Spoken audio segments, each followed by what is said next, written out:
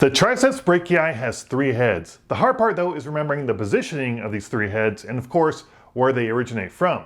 So to help you remember this stuff, all you have to do is put up a peace sign with your index finger and your middle finger. From there, take your thumb and just curl it between those two like that. You can barely see it on the other side. Now we put those fingers against your own tricep. This gives you a rough idea of the location of these 3 heads. The long head of the triceps is represented here by your longest finger. So long head goes to your longest finger. And if we place it on your tricep, we can see that the middle finger here, it's superficial, it's medial, and it's pointing to the scapula where the long head of the triceps originates from. So that's just a little trick to kind of jog your memory there. The lateral head is represented by your most lateral finger, your index finger here.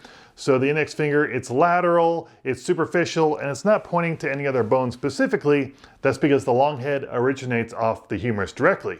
Now the medial head is represented by your thumb because the medial head is kind of stocky, it's shorter, it's wider, kind of like your thumb, but most importantly, it's deep to the other 2 heads. So again, if we put it against our tricep, it kind of reminds you that the medial head is hidden underneath or deep to the other 2 heads. Now, if you're having trouble remembering the origin and insertion of these heads, one trick you can use for the long head specifically is think of the phrase, live a long life, long head for the long life.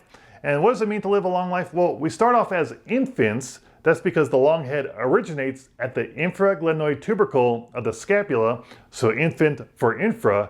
It then lives a long life and gets old and inserts at the olecranon process of the ulna. So for the long head, it's a whole life. You go from infant at the infraglenoid and then it gets old and inserts at the olecranon process. As for the other 2 heads, well, they originate directly from the humerus itself, but one originates above or superior to the radial groove, and the other one originates inferior to the radial groove. So how do you know which one is which?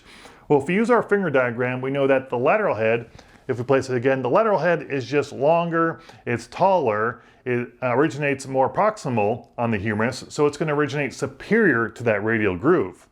The medial head, represented by our thumb, again, it's short, it's stocky, so it's going to originate inferior to the radial groove. So just think of the radial groove kind of cutting these origin point in half, one's above and one's below. As for the insertion, all 3 heads come together and blend together and insert at the olecranon process.